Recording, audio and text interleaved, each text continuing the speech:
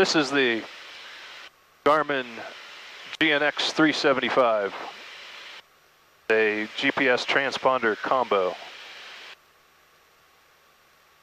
I punch in my code here and hit enter, or I can just punch in VFR to go 1200.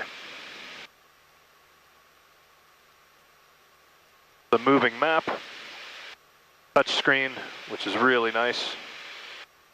I use the touch screen, I don't use the knobs very much. And if you see me holding the dash like I do, that's to steady my hand. Especially in turbulence, it's sometimes tough to punch buttons. So we got moving map, we've got traffic, get very nice traffic alerts.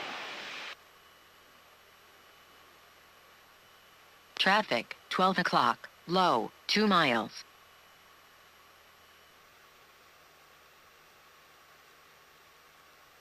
We have terrain.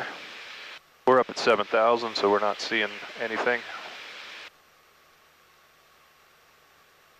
Bisbee weather. I'd just prefer to use the weather on my iPad on ForeFlight, but it is here if I need it. The nearest airport option, nearest anything option. Nearest airport. Got Sandusky County right here I could go to. Got an airspace alert going into Cleveland airspace. I'm on an IFR flight plan, so no problems there.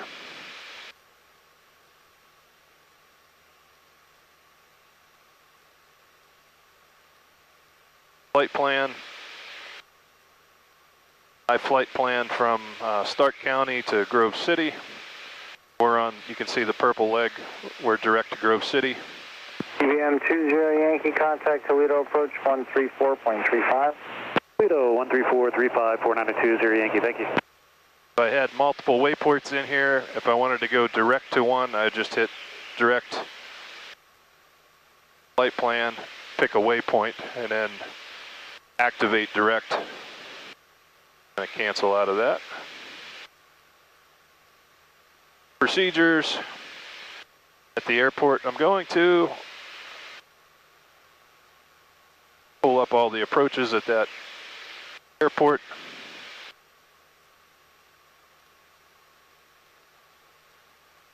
Yes, the other thing I'll show you is when I select the approach, load the approach.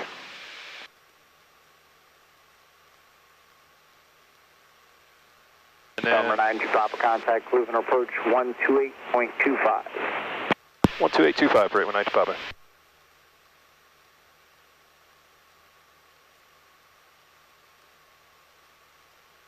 Cleveland approach, Comanche 819 Papa, 7,000.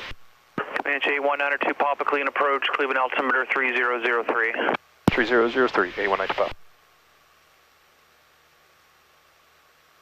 How dare they interrupt us? All right, we're talking about cool stuff here. So I showed you the procedures. I can activate that approach when I'm closer, when I'm cleared for the approach. Nice clear night, but just for the fun of it, we'll load procedure approach for the visual 10 and load approach.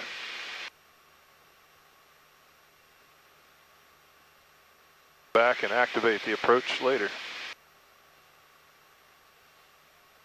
See the approach, the white line is loaded into my flight plan. Procedure and activate approach. See the CDI went to the right. I need to turn right.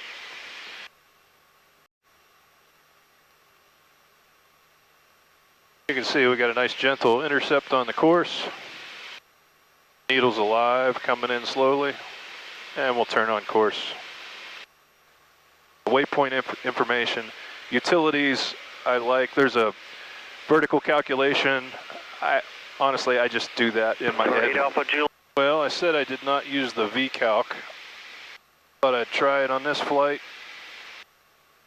Utilities, VCalc. I punched in 15 miles before my target destination. I can begin a normal descent in 7 minutes, or I could start now at 300 feet per minute. I am going to ask ATC to start down at pilot's discretion, and it's just a way I can try to be more efficient. Pull it back to 55% and coast on into home. So it is a nice function. I normally just do the math in my head, look at the distance and the time it'll take to descend at about 400 or 500 feet per minute, depending on what I'm allowed to do. But this VCalc function is interesting. Trying it out tonight, really, for the first time.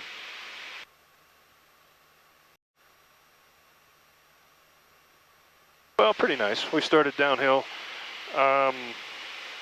going down at about 450 feet per minute.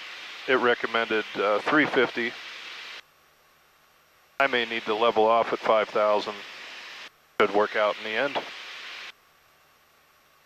So VCalc function is kind of nice. I guess if I was going into an airport wasn't familiar with, in airspace I wasn't familiar with, it would be a good backup to my head calculations. So keep that in mind. Elliott, 3 miles from Shirk, cross Shirk at 3,000, cleared ILS runway 24 approach. There's fuel planning you can use. Again, I don't use that. I keep track of it on my iPad. Great Alpha Juliet, caution wave turbulence, 5 miles until the Airbus 319 contact tower. Timers. Scheduled messages, you can create messages to pop up. Logs.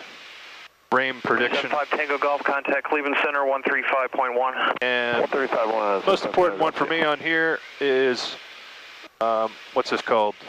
DALT, TAS, winds. This is where I have my outside air temperature. So I go to this page fairly often to check the temperature. And we got pressure altitude on here also. System. There's GPS status. A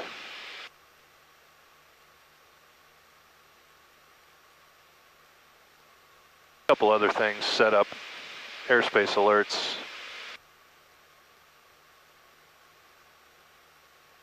And you can see it's got a CDI over here in the corner. We're tracking 101.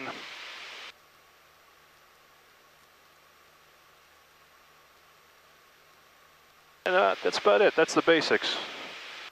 The map is a moving map. I wanted to scroll on the map and select something on the map, I can. I find bouncing around and being busy, I just use my iPad, which is Bluetooth to this, and I can send the flight plan. Clean approach, roger.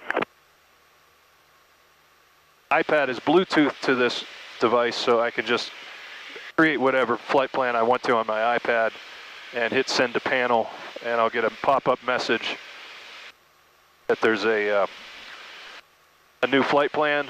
I can select it and load it. 4397, clean approach, roger. The Cleveland altimeter is 3003. So I really like this piece of equipment. This has brought me into the GPS age for IFR flying. It really makes IFR pretty easy. It needs to be easy when things get a little hectic and the weather gets bad. So, all right, so that's the overview on the GNX 375. Southwest 883, contact tower. Great piece of equipment. Pretty sure when I bought this, they were somewhere in the 6,000 to 7,000 range for a certified machine. If you're in an experimental aircraft, you can get them cheaper. It was brand new. My instrument shop called me when they saw the announcement that it came out, because I was getting ready to put in an older Garmin 430 because as you know, I work on a budget. And I was trying to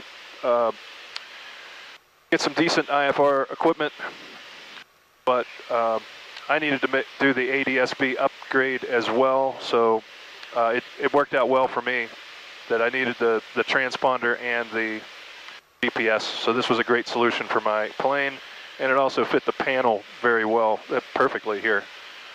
There was an old GPS 100 in here, I believe that's 2.5 inches, and it fit right in there perfectly.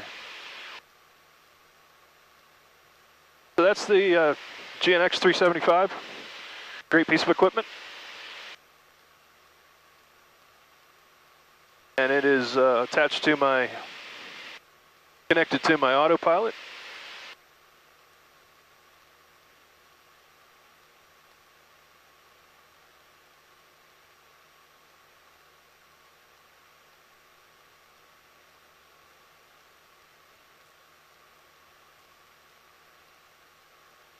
Did want to show you that. It's a great piece of equipment. Get the opportunity to get one, I do recommend it.